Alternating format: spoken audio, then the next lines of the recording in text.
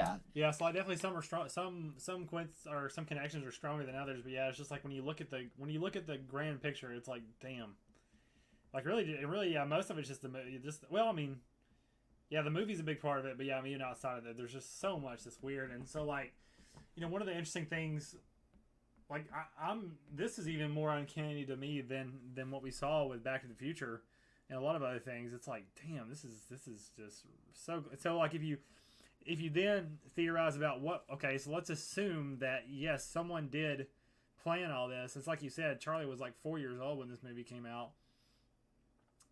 It really makes you think like at times I think about the idea that there are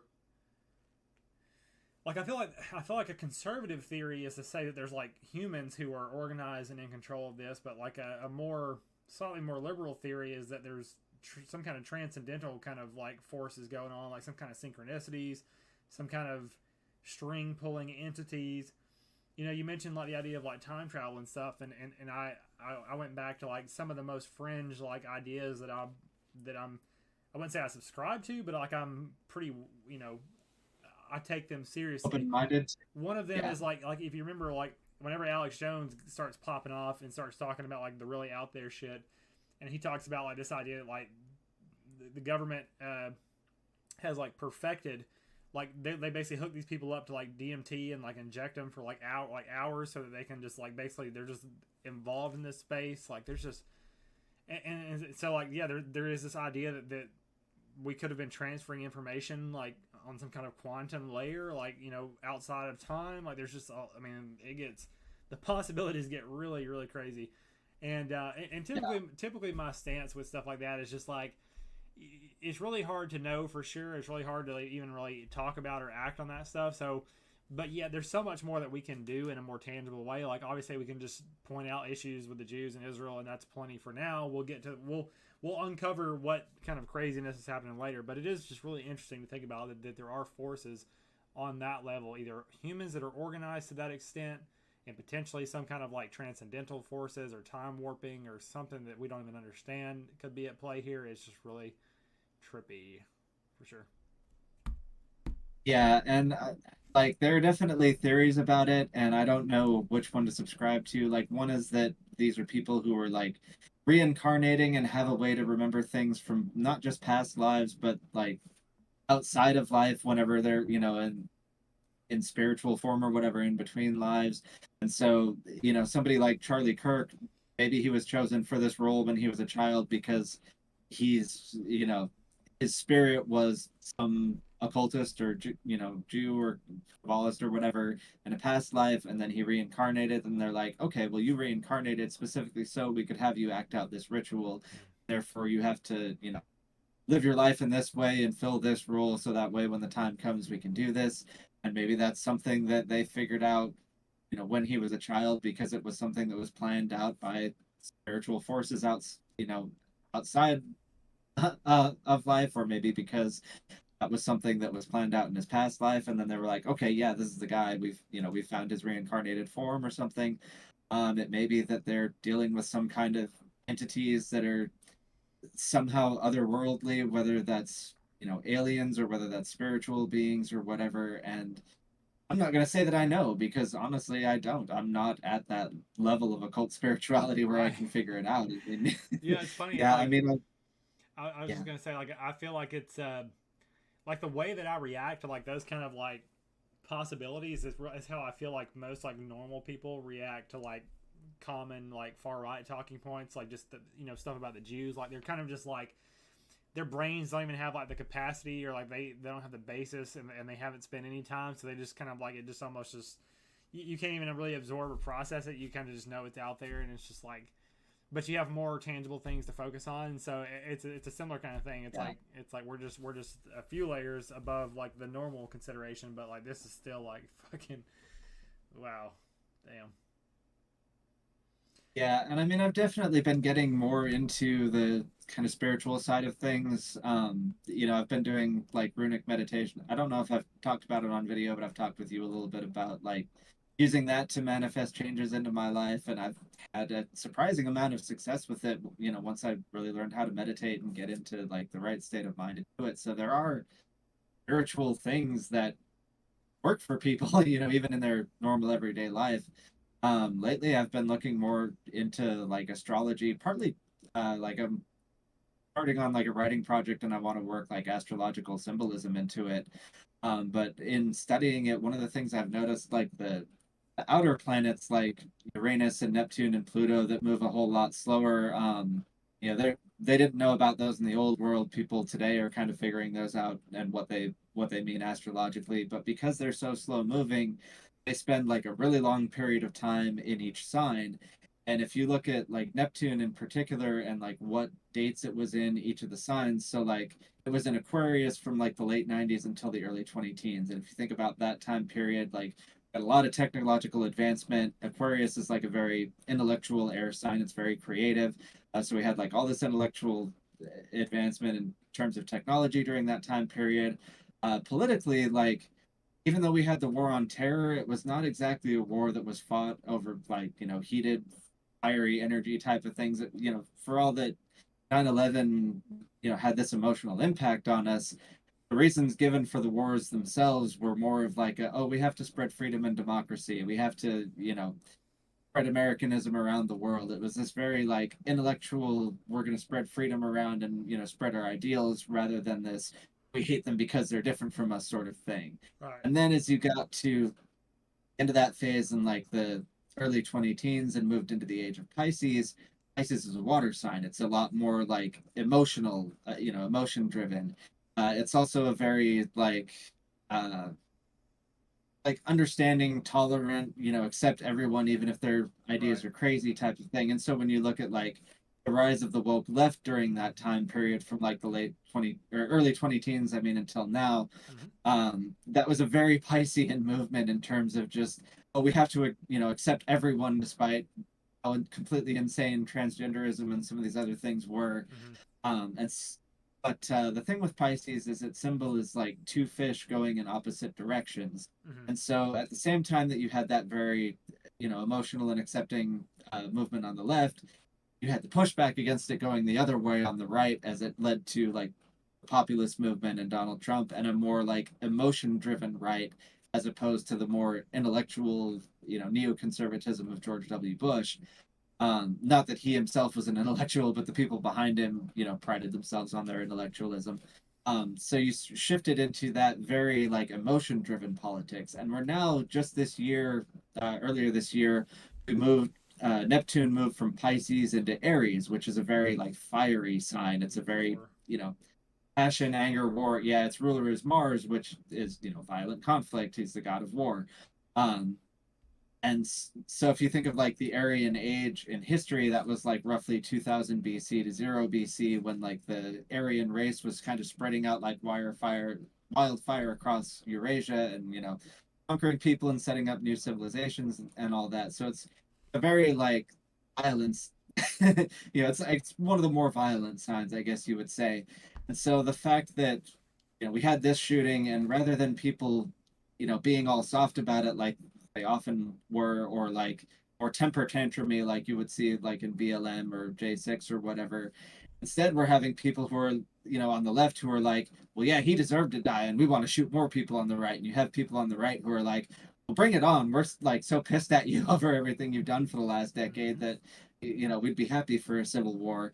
And so at the moment, we're kind of in like this roughly like year and a half long transition period between Pisces and Aries, so we're not like 100% into that Aries energy yet, but at some point in like late 2026, we are going to have Neptune in Aries solidly and continue to be there for like about another 12 to 15 years. I forget how long. But so, if some kind of violent uprising is going to occur, it probably won't be until late 26 or 2026 or after that once we're like solidly into Neptune and Aries and we're really in that like more violent and fiery era. Which I'm not saying that like there's a specific date in there that I know things are going to happen, but I do kind of wonder if like the people who are planning this out, and scripting out events ahead of time, if they're looking at astrology and they're looking at like, this is when these planets are going to be in these signs, and like this is all tied up with this transition from the age of Pisces into the age of Aquarius. If they're like basically trying to manage all of that and using their understanding of how astrology is going to affect people subconsciously to sort of plan out events that can then hijack the psychological state that we're going to be in due to that. Yeah. So that's No, my wild, crazy theory.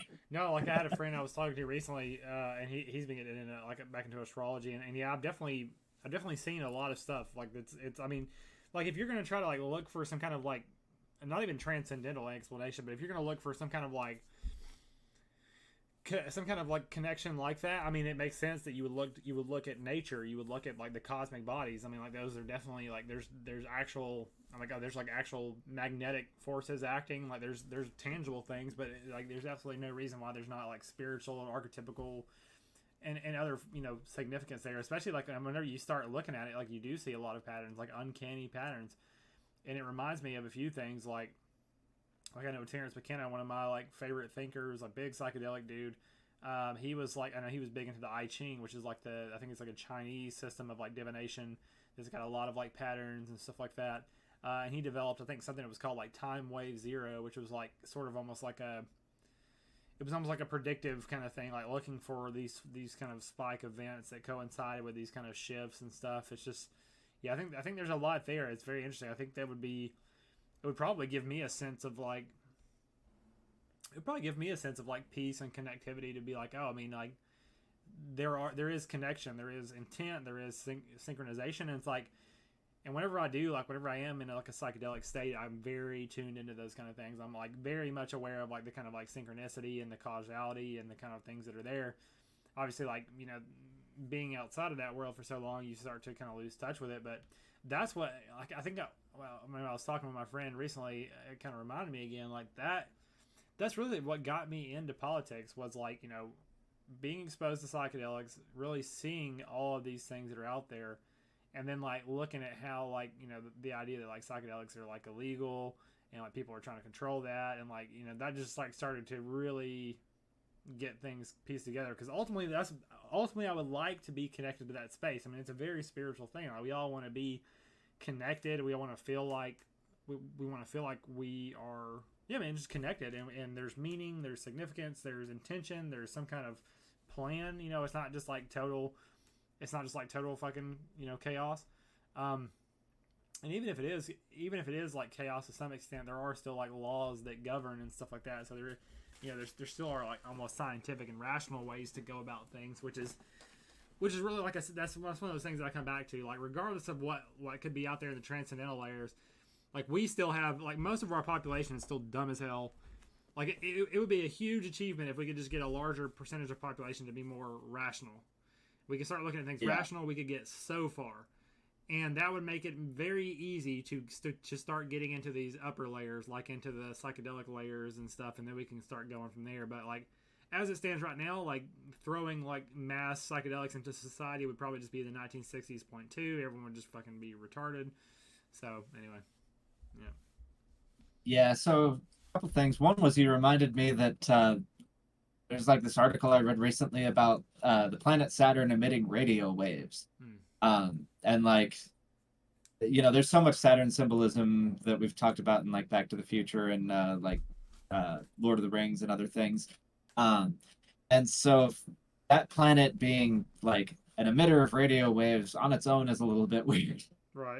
But the fact that like when scientists look at the radio waves, it doesn't just look like static. Like, okay, you might expect if there's some natural thing that's natural phenomenon there that just happens to be giving off that type of energy, you kind of expect it to be just sort of this chaotic static, but instead they're finding that it's like organized patterns, and they're not sure how to explain why it's giving off radio waves in like these really clearly organized patterns. So that is a weird mystery that I don't think science has quite solved yet, is why Saturn seems to be giving off these really like well organized radio waves on a consistent basis. So that's an interesting mystery. But yeah, that is definitely something that could be sort of affecting the world on a very subtle level, but because it's affecting everyone that little bit, can cause changes. Um, and the other thing is like I don't have a ton of experience with psychedelics, but you know, as I've been getting more into spiritual manifestation, I did try mushrooms a couple times, and at one point, like, I was laying out in nature, just like feeling at one with nature while I was on them. And I looked up and I saw some power lines, and I was like annoyed that the power lines were getting in the way of nature. Mm. And literally, like exactly a day later, a branch fell off of a tree, hit those exact power lines, and knocked them out, and took power out for that like neighborhood for like a few hours. That's wild. I was like, holy shit, this like you know amped up my ability to spiritually manifest things to a level that I'm a little bit afraid of, but Yeah. especially because like if I do it in that state, I'm not like in the right state of mind to really like focus myself and like, project things out in a way that's really useful. Instead, I'm just going to be like, "Oh, I love nature. Screw that thing that's getting in the way of nature." Right. Screw something Start up. zapping it. Yeah. Man, yeah, Yeah. I think we are very powerful, and I think there definitely are like a lot of forces and intention that's out there that we haven't tapped into. It's like, yeah, I'm just like I feel like I've just kind of tucked all that stuff away for now because like there's so much that we can, there's plenty to be done here. But then again, it's like sometimes it feels like that. Sometimes it feels like we need something like that. We need something more powerful sooner than later to break us out of this. I mean, that's that. I mean, that's ultimately what broke me out of this. Like if I was just relying on rationality, I don't think I would have gotten nearly this far. So yeah, it's definitely important to have that connection with nature and that connection with the transcendent, with the divine, whatever you want to say. And that's what it's Yeah. all about. That's really what it's all about. Like I said, that's what got me into politics. Like that's you know that's a big motivating factor in life is just to understand and to be connected to the larger picture. And it's it makes me think like it's so sad that like our culture is their main avenue for that is something like Christianity, which is obviously like very very lacking. And it's actually something I've been working on. I've been working on some. I've got a name. Um, I'll go ahead and tell you about it because like so obviously like the natural order was essentially like kind of the organization that was there, and like obviously but I've been thinking for a while like what is the like I need to essentially like brand and like consolidate the ideology that's behind it. And for a while I thought about calling it naturalism, but naturalism's already out there and it kind of like it's pretty good, but it's a little bit too empirical and like materialistic. It kind of tries to like undo like or like it doesn't do well outside of that, and plus it's already defined. So somehow I don't even remember how I came across the word sooth. It's spelled Soth with like a line over the O. It's like a sooth. You've heard of like soothsayer. It means like truth speaker, and sooth is like it's like an old English word with Indo-European roots and so forth. That essentially means like true, genuine. So I had this idea to like call it Soothism is like essentially just like a name for this philosophy that could essentially connect what the idea behind like the natural order is, which is essentially like being grounded in science and reality and objective truth, but trying to make the connections to a myriad of subjective possibilities and kind of like more transcendental things. Um, Mm. it's a pretty basic idea, but yet, I mean, it obviously has not been implemented very well. Like, so many people are either like hyper rational atheists and like have no connection or ability to like work with any kind of psychological forces or spiritual forces, and then you've got plenty of like spiritual people that can't reconcile with science and reality and objective truth at all. So it's just really about trying to bridge that gap. And really, and it's funny, as I've been developing it, I realize I'm going back to the roots of the organization and the idea, which is that a lot of it is just almost like a NLI or natural law for dummies, because like a lot of the concepts are like what the natural law is doing. I love what they're doing, but a lot of what they're doing is like very high IQ, very high fidelity. It's not really gonna get out there as much. So anyway, just wanted to update on some of those interesting things. Yeah, I guess like I go by natural selectionist on Twitter, and I kind of came up with that before I really got back into spirituality when I was really into evolution as kind of a play on, not just natural selection as like the force in evolution, but also you think about like how National Socialist got shortened to Nazi. Well, natural selectionist, you can take the nat from natural and the se from selectionist and make Nazi from that. So that was kind of like a play on that. Yeah, But yeah, I mean, now that I've gotten more into spirituality, I still believe that the scientific process of natural selection happens. but I'm also not convinced that that's the only thing that's happened that's affected like our evolution as a species and Right. the way life works. So yeah, I kind of am at a point where I'm like, well, I need to like rebrand my own image. Do I need to come up with a new name or whatever? I do like Soothism. Like that is a cool name. I don't know if I'm gonna take that for me, but I mean, if it works for your group, but yeah, I do like it, especially like when you made the natural order site and you used like the Yggdrasil tree as like the symbol for that, where you're like, yes, we're based in nature, but it's like spiritual connection with nature and not strictly the scientific Mm-hmm. aspect of it, but you're still like combining the two. Like you kind of have to have that left brain logic and that right brain, emotional or spiritual side and put them together. So just like in the Nordic myths, Odin has Hugin and Munin, and one of them represents the left brain of like logic and rationality, and the other represents the right brain of emotion and spirituality. And that dichotomy of the two of them and having to like work together and combine them into the one eye, Odin being the one-eyed god, like that was there in our spirituality before we actually had the medical tools to look at the brain in like a neuroscientific way and figure out that the left brain is more logical and the right brain is more emotional and spiritual. And so that's something that's really interested me as I've gotten back into spirituality. But yeah, I definitely like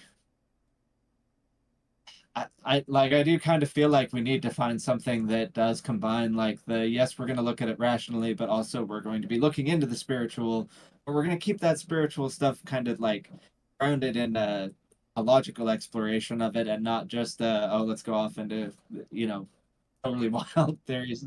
I mean, even when we do go off into the wild theories, like keep it grounded enough to like not think that we know more than we can actually prove about them, even if we're Mm-hmm. hypothesizing about Yeah, I mean, it's really interesting because like on some level, a lot of these concepts, which obviously are like deeply embedded in my worldview and my way of going, like it just is. It's very natural. It's just like, oh, that's just yeah, it makes sense. But that's what brings me back to it so often is seeing how disconnected so many other people are from such a simple thing.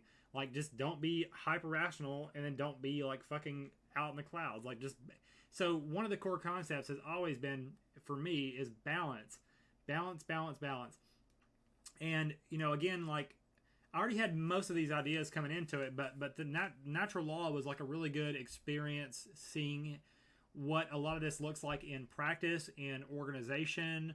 Whenever you actually try to flesh it out, maybe you create certain symbolism and terminology. So I got to really see a lot of that. So I really appreciate what they did. But I definitely started to see where the gaps and where the limits were.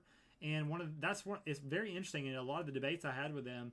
That was a concept that they seemed to struggle with was the idea of balance. And I think a lot of it is just the fact that like I mean, there definitely is a strain of like deep autism with that organization, which is great. That's what does a lot of it, but that also is kind of a limit for them because it makes them kind of like hyper rational. It makes them think about things very discreetly. They have really hard.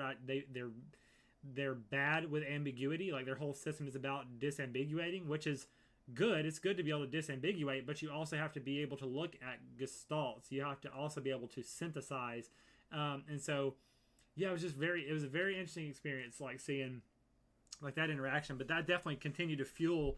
Obviously, that's what fueled the need to create something new because they're totally missing the religious aspect. Like Kurt hints to it at times. Like he understands the role of religion. He sees the need and stuff, but he was just very much not like that's not like within his direct scope. And so I that is within my scope. So I was like, we need something. We need an organization. We basically need like a religion that can do this, and it's not like just purely religion. It's like a scientific religion. It's like a philosophy. It's like a scientific religion, but and also since we're still recording, I'll say too, we might clip some of this out and do it separately. I mean, this is just a total like a tangent, but it.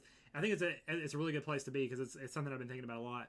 Um, so I pulled up my document, like some of the things about Soothism that like are like defining characteristics. Like obviously it is a system for discerning, and speaking truth, which is very much what NLI is about. It's all about truth, truth, truth. That's like the kind of the core idea. And obviously, like when you're trying to pursue truth, like science is one of the greatest ways to do it. But obviously, science has pretty much become synonymous with like things that you can measure, things that are tangible. So like, what do you do whenever you're speaking outside of that? And so, in a lot of ways, I viewed like whenever you're talking about psychology or even parapsychology or a lot of the occult concepts, like that's still a very scientific process to me. But I think just the way that people understand science and stuff is that there is probably an opportunity to create a new system just as a distinction that encompasses science and other things. And I think that would be a helpful kind of thing. So I think it would be in the same way that we would like to stretch Christianity to do new things. I think it would be difficult to stretch science to do new things. And in the same way that things like Christianity have become marred in their connotations, I think that science has unfortunately become marred in its connotations because people are like trust the science and like obviously science is corrupt and politicized and blah blah blah. So you almost like one of the big selling points of like the idea of like a religion, or an organization, is that you need people to police this thing. It's the same idea of like heresy or like if people are practicing unsound science, like there needs to be people like emotionally like pissed off about that, like not people debating, like you need people like on the level of like spiritual zealotry that are like this is sacred ground that you are fucking up. Like science is supposed to be like this like sacred tool and you guys are misusing it. Obviously just the idea that like a majority of people think on like a lower fidelity like religious level, and they need they need simplicity, they need these things to be distilled to that level. That's obviously a big part of it. Yeah, I mean that's pretty much it. I mean it's essentially just like a scientific religion is like the basic idea, except it's not Scientology. Yeah, well, Scientology is not actually based on science. It's Right. based on completely fake, Exactly. based on science fiction, I guess you could say. But yeah, I guess like I've been kind of watching some of the like debate videos between Christians and non-Christians within the far right. Like now that like Adam Green's been doing it for a Yes, while. yes, I've been watching a lot recently. Black Yeah, Black Pilled has been getting into it. Handsome Truth, now that he's like pagan, has been getting into it. But like whenever the more like atheist and agnostic guys like Adam Green go on and debate with Christians, like one of the things they always get into is like, well, you need a moral philosophy and Right, science right, can't right, provide that and you need a religion for it. And right.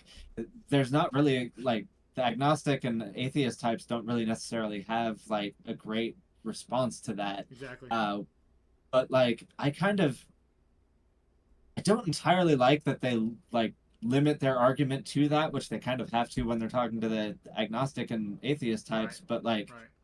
because like, yes, that's a part of religion, but that's nowhere near the sum total of religion. Like, there Mm-hmm. still is like the mythical side of life, like Mm-hmm. and the way Donald Trump has political control of our country is that it speaks a lot to that. Where like he's not so much up there because everyone sees him as a great leader in terms of like what he's actually accomplished, but he's good at selling a myth. He's good at Mm-hmm. selling you the myth that America is the greatest. He's We're good the at good selling you the guys. myth that we can, yeah, that we are the good guys, that we can do amazing things.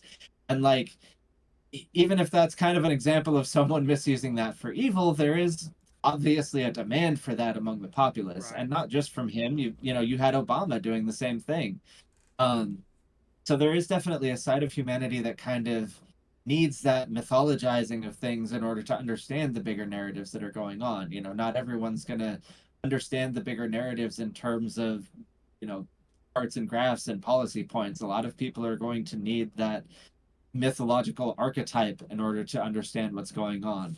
And Mm-hmm. so that is something that religion provides that the more secular types, unless they start to get into like Jungian psychology or something like that, they can't really make sense of it. And once they get into Jungian psychology, they start looking into like quantum mechanics and start getting crazy ideas about religion. So, Mm-hmm. so Yeah. yeah, you kind of do have to go down that path. And like, yes, you're looking into things that are outside the realm of science, but you can still do it with a scientific Mm-hmm. perspective in mind. Yep. And so, yeah, that's definitely the culture that we want to cultivate, and that if we Yep. can get together a good culture of people that are doing that, then maybe we can actually make some progress at figuring out the spiritual tools that are being used to control us and how we can actually Mm-hmm. use those to break free from that control. Fuck yeah.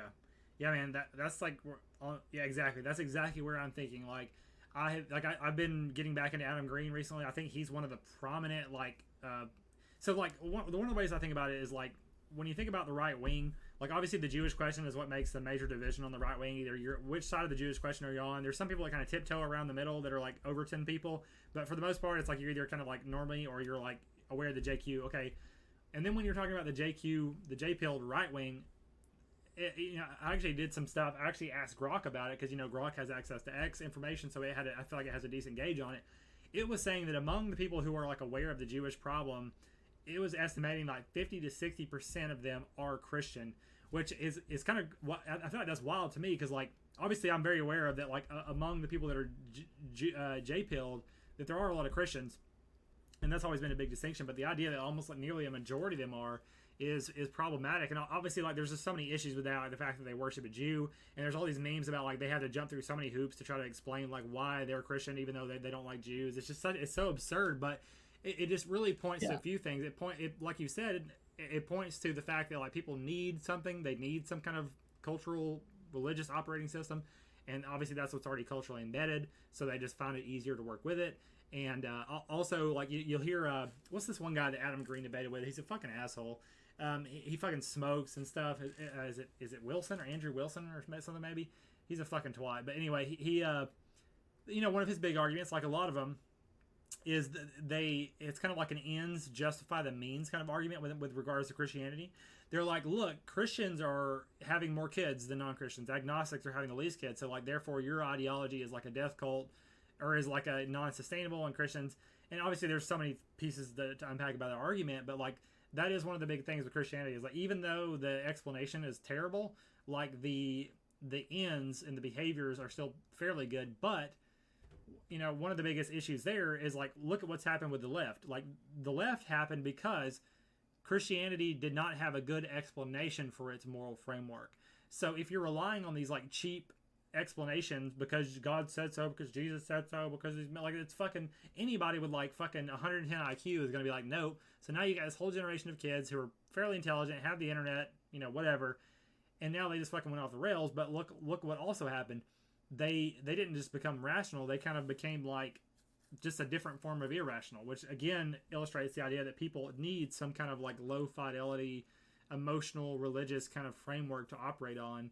And so, yeah, I mean, really, that's where we have to kind of step in and do it because, like, that's the thing. Adam Green, like, he'll bash on Christianity all day, and that's great, and I'm on board with what he's saying. But like that definitely there definitely is a vacuum there. There definitely is a gap there, and like and literally like recently I've been thinking that like what I'm building with Soothism is literally like it's like, and I actually would like to approach Adam Green with this kind of thing is like, hey, this is like the what's next. Like once like if we get more people on the page that you're on, where we say that yes, the Jews are bad, Christianity is bad as well. Now what?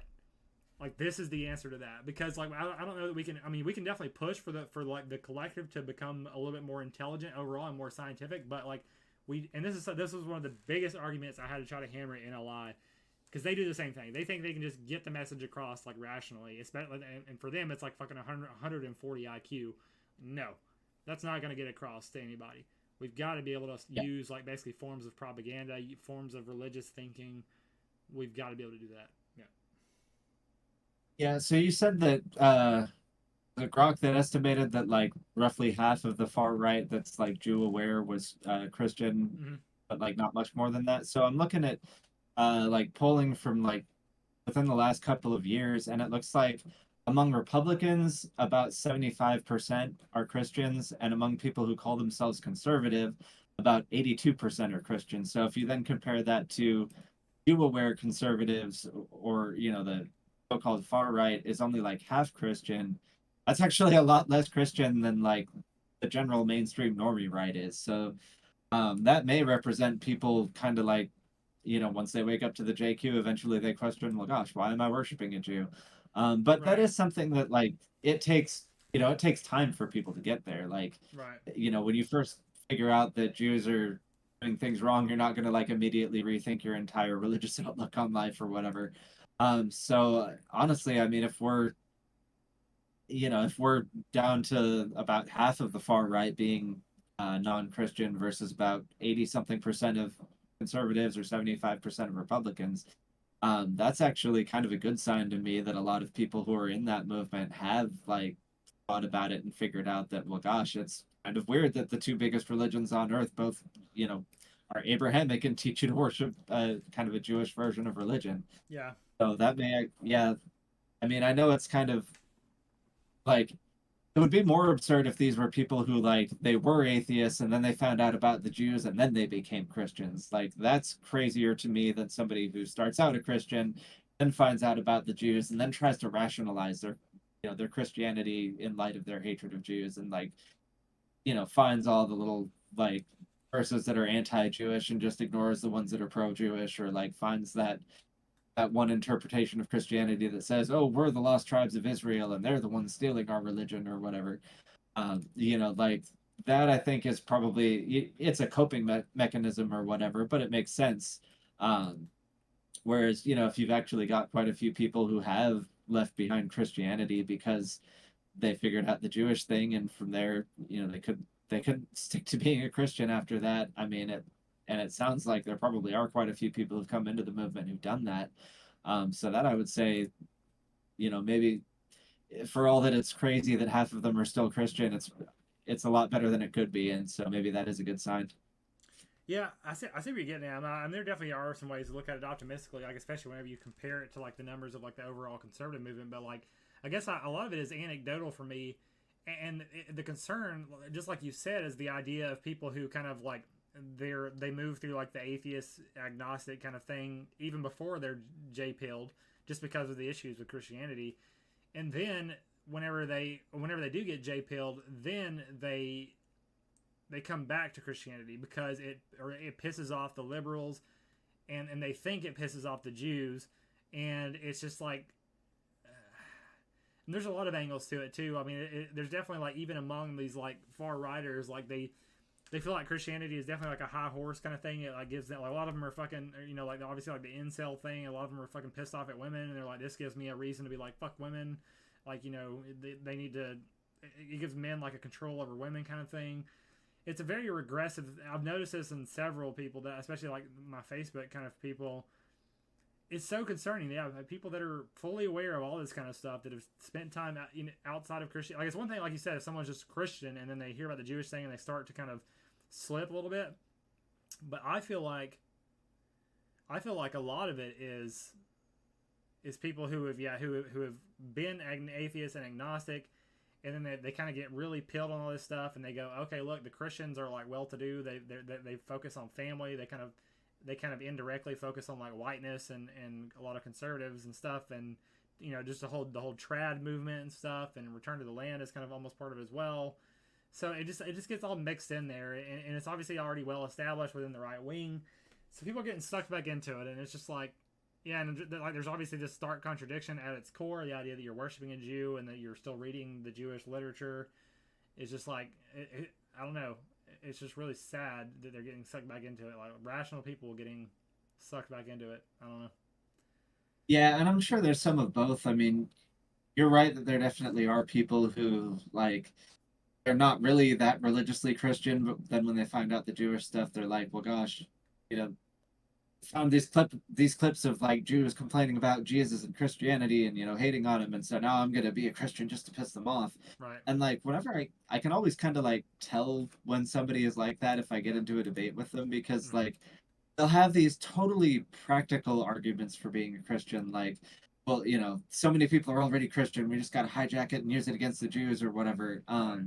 And like they never really come at you with like the spiritual side of Christianity, and you can Right. almost tell that like they're just making a totally practical and materialistic argument and don't actually believe the religion that strongly. It's just kind of like, well, I have to adopt a tribal identity in order to have a team to fight the Jews with because I can't fight them myself. So Exactly. Yeah. we go ahead and adopt this one, and it's like, well, you're making the mistake of adopting the team that they want you to be on because they can control it. Yeah, So it's yeah, really and tough. Yeah, like I think about like Nick Fuentes for example. Like he fucking kills it on everything. Like he's very intelligent. He debates very well. But when he starts talking about Christianity, it's just a complete fucking 180. Like it's just so weak. It's just, and like you said, there's definitely like if anything, there's the it's more pragmatic, which like to some extent is fine. Like I think about that a lot myself. I'm like we just kind of, I mean that's just what's there. I think we do need to have like a multi-pronged attack. I think we definitely need to be trying to steer Christianity a little bit, especially like since a lot of the older generations are there. I don't think it's going to be in the same way we can't expect everybody to just pick up science. I don't think we can expect like large numbers to just drop Christianity that quickly. So I do think that some people do need to be like trying to get Christianity in a better place, but simultaneously we need to be pushing other angles. Like, and this is again like this is why like Soothism, like in its even before I came up with the idea, just like the ideas that I've had for a while that have led to this have been very much among like that's the idea that that's what the branches of the tree are. These like different efforts. Like we're trying to get all the like we're trying to get Christianity and paganism and everything kind of bridge back to the same kind of like objective and unified kind of effort, which is very much rooted in like evolution and science and objective morality and so forth. So yeah, I think that's where I've been at with Christianity for a while. It's just like yeah, I mean it's fucking stupid, but obviously it's not going to be easy for people to drop. So we still have to kind of fucking work with it to an extent. But yeah, it's going to take a while. Yeah, I guess like I've been putting a lot of thought into it from the perspective of like the golem myth, like we talked about a year or so ago. How that symbolism is used, where you do have the Jews creating these control schemes to control people. They also create them knowing that people are eventually going to turn on them. And so I Mm-hmm. guess my question is like, if Christianity was created to be a golem, by the Jews and to like take control of Rome with it, um, like, can we ever hijack it enough to actually overthrow the Jews with it? And I'm not convinced that we can, Yeah, but yet there is quite a bit of like spiritual symbolism out there in, Star Wars and Lord of the Rings and some of these other works, some of which like I don't know in the case of each of those works whether they were created by Jews that want to trick you into sticking with that, or by people who are anti-Jewish and were hoping to actually turn their golems against them. And maybe there is hope that they will, but then again, you look at the way that some of those end, where like the golem almost always dies, and so like even if Christianity did overthrow the Jew, at some point it would then die afterwards because this thing that animated it, that created it, is gone. yeah. And so if we actually did overthrow the Jews, would Christianity die with them, and would it be replaced by something else? And if so, why not start building the alternative now so that way we're ready to move in with something better when it happens?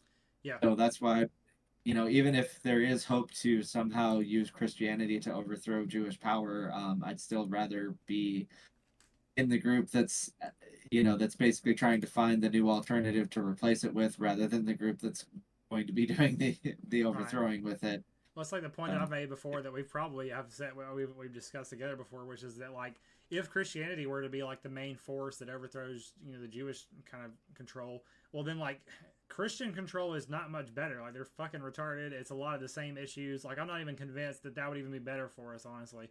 Like it probably would. I don't know, but it's like it's just so it's hard to even feel that way. Like, and this is why Adam Green says a lot of these things, like expands upon it very well. It's like we really do need to just throw out the whole Abrahamic thing. That's been my stance for a long time. Yeah, it's complex for sure, but that's always been my intuition. Is just like personally, I'm just like we need to get through this. And one interesting thing I was reading about recently is how is like what the Nazis did about Christianity, because they struggled. They tried to do this same kind of stuff. They tried to kind of like mix Nazi ideology with Christianity and try to make it work, but it's just so hard to do. They struggled because it's just so fucking Jewish. It's like but they also felt like they couldn't quite just throw it out because that might lose some of the support. But it seems like obviously even whatever stances they take, they were still able to almost create like a. I mean, like look at a lot of the people who are Christians. Like they've obviously demonstrated that they're able to get passionate and they're able to get motivated and unified under other flags, like just the idea of being like patriotic. They get fucking about football, about certain political things get them riled up or whatever. It really is like I think that truly even your average Christian is I mean I would say yeah, very much so. That even the average Christian is very much just a pragmatic person. They're just like, okay, this is just what everybody does. This is what's going to get me the community. This is going to have a community for me to have support for my family and meet other people. and obviously most people don't really care that much about the ideology because no one really even discusses the ideology. So it's very much just like a go with the flow. And so it's like it's kind of like a similar idea that like I know like in NLI there was this idea got out there that's like as soon as like there is significant momentum with a lot of these like right wing ideas, that like a lot of the people who currently are leftists will probably just like follow suit because they're all very socially herd motivated. So if you just get to the tipping point, then everybody's just on the bandwagon, and all of a sudden all these people, all these women and stuff who were like the biggest supporters of immigration and whatever the fuck are now like the biggest supporters of the you know Nazism or whatever it is. You know, it's like because that's how they work. So it's just really about how to you know get to that point. Yeah. So, to get to that turning point, so to speak. Turning point, yeah, man. Yeah, man. I think there, even though like the way it's played out has been really weird. I still definitely, I know like whenever it was pretty fresh, I had that idea like this is a significant event. It was a significant event. This is a major political figure getting fucking offed on like essentially live stream. The younger generation are very good connected to this. Like it's just it's creating a lot of ripples, and unfortunately, a lot of those ripples are going in unpreferred directions. But at the end of the day, it's getting more people awake and involved and aware, which is always something we can play off of. And it's always interesting too. It's like one of those kind of like self-validating things where like I've been obviously riffing about fucking Israel for years, and like now that they're like openly doing a genocide and everyone hates them, it's just like yeah, you know. Hopefully it gives me more credibility. You know, it wasn't a popular opinion back then, but now it's like the mainstream. And so that's how you get a little bit of clout and a little bit of credit. So yeah, man, we got good things happening. We're in a good place. I'm looking forward to it. Yeah. Yeah. Yeah, there's definitely things going on that are giving us the potential to, you know, make waves and do things. It's just a matter of, you know, are we going to get the right people to the right place to do them? And that's going to take spiritual work just as much as it's going to take material work. And that's something where like on the one hand their side like kind of do have all the spiritual power right now. They know how things work. They can direct people on that. But on the other hand, if this was like a totally material conflict between us and the Jews, like well, they control our government, they control our media, they control our banks, they control so much that I almost feel like if this was a totally material conflict, we'd have already lost and it'd be over. Right. So Whereas the spirit is fact all we that have they're left. yeah, the fact that there is a spiritual side to this conflict, like that's actually, you know, as much as it sucks that they have like the advantage on that battlefield right now, I don't feel like they have the advantage on that battlefield by anywhere near as much as they have the advantage in a lot of the more material realms. Yeah. So that is one of the things that's really giving me a white pill of like, okay, yeah, we're losing, but like kind of not. Like we kind of still we're still in this. Yeah. Like we still have the opportunity if we can get people to figure out the reality of what's going on, to figure out what spiritual tools they need to actually change the world around them and you know fix things. You know, we get a few thousand people, you know, of our people who are good, intelligent, creative people working on that. We can compete with the Jews a heck of a lot better than we are right now. So that's where my white pill is coming from, Yeah. and it's motivating me to do what I need to do in order to get to the point where I can be a part of that. Fuck yeah, dude. Yeah. You know, one of the things. So a couple things. So one, first of all, yeah, like we are aligned with truth and we are aligned with nature. So like that's like our spiritual like calling. And that's the thing that's always going to be working in our favor. Like they work in lies and deceit and against nature. They're parasitic, and so like, you know, truth will prevail. And oh shit, what was I gonna say? Oh man, I lost it. I'm getting tired. What was I gonna say? You were saying that yeah, we have a spiritual element that. Oh yes, white pills. So like, even though things are like getting worse, like technically getting worse, like I think that, like in my mind, even if things get worse and like whites and like people who are aware or like a minority, well obviously as things get worse, like people will wake up more, and even if like whites, for example, are like a small minority at that time, I think that what people are capable of, especially like the European spirit, whenever it's motivated, whenever it's unified, is incredible. Like I would put more trust in like a group of 50,000 whites in the future who are like unified and motivated and aware of what's going on than I do in like a group of 10 million now who are kind of lukewarm and they're like kind of afraid to really, things are still okay. They're not really, things aren't bad enough to really do anything. You like, so even though things are going to get worse and whites are going to get less, I think it's just going to kind of back us into a corner, but that's going to bring us together. And I think that's just going to, I think amazing things can happen. I hate that it has to come to that, but it looks like that might be what it comes down to. And we definitely play a role in that. So, yep. Yeah, and hopefully when the time comes and we are backed into that corner and forced to do what we have to do, hopefully we will find the strength to do things that at the moment seem impossible, but Yep. put our back against the wall and let that, that fighting Aryan spirit come out and hopefully we'll actually be able to do it. But Hell yeah. some of what needs to be done though, like we do need people developing spiritual abilities that do take a certain amount of time and effort to actually get good at. Mm-hmm. So with that in mind, I am gonna recommend a couple things. This is one of Robert Blumetti's books. He's got kind of a series of books based on like a combination of Nordic paganism and also like other just that kind of general spiritual and occult things like Mm-hmm. meditation techniques and such that are kind of intended to help you get to that level of being able to manifest changes into your life and use divination and other kind of like spiritual techniques to enhance your life, Hell yeah. and to appear beyond the veil. And so his books have done a lot of good for me. Another one, this one's called The Mind Illuminated. It was recommended to me by somebody on X who's like pretty deep into occult spirituality. I can't remember the guy's name at this point. But like he recommended that book to me, and it's been a pretty good like manual about meditation. It's written by a guy who like he's been a practicing Buddhist for years, but he's also a neuroscientist and was like a professor of like neurology. So he understands the brain scientifically, but he also understands the brain spiritually, and so he combines those two things in the way that he talks about meditation and what you can do with it. Um, Hell yeah.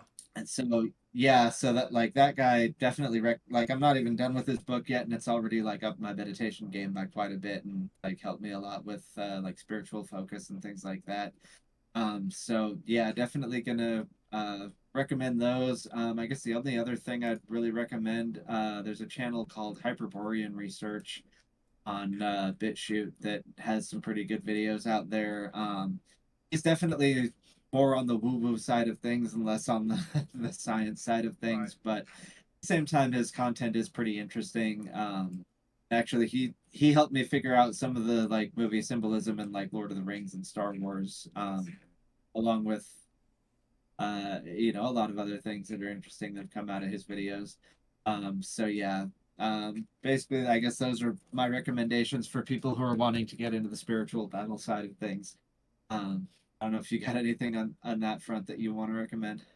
No, no, I need to get more in touch with that. Like I said, I operate in a very rational sense, but like I really need to do like internal work. And that's why like I'm really, obviously a huge part of that is having a community to kind of reinforce all these ideas and like kind of like that's just a huge part of it because otherwise just like scrolling social media and getting a lot of these unhealthy patterns just like really sucks you down to like a low frequency, like out of touch. So I definitely want to continue. That's why I really like the idea of like what the AFA and stuff are doing. Um, and yeah, man. So nothing particular. Those are good recommendations. Definitely send me the text them to me as well, so I have them. And but yeah, I think that's good. We'll probably go ahead and probably wrap up there. I think we might be able to split this off into two segments, like one that focuses on the Charlie Kirk, and we kind of went into a whole separate tangent of really good stuff. So yeah, Yeah, I man. was actually just thinking this would be better as like two separate episodes since we kind of went off in a totally different direction halfway through. Hell yeah. But yeah, yeah, all right. Yeah, I'll send you a link to a couple of those books, and yeah. All Cool. right, cool. Sounds good. Well, I hope the family's doing well. Gonna be down in Arkansas in a couple weeks, like towards the end of October. I guess that's probably still a few hour drive from you. I don't know if you can make it out to the Return to the Land event because you're probably not Ooh, a that member or sounds cool. I've whatever. been But thinking a lot about them, dude. I'll look into it because let's see, it's yeah, I'll look into it. It is plausible. But yeah, man, we will definitely coordinate. Actually, I guess I'll go ahead and stop recording for now. Anything else you want to say? Thank you, everyone, for watching. It's been good. yeah, I think I'm good. Yeah. Cool. Alrighty, I'll end it there.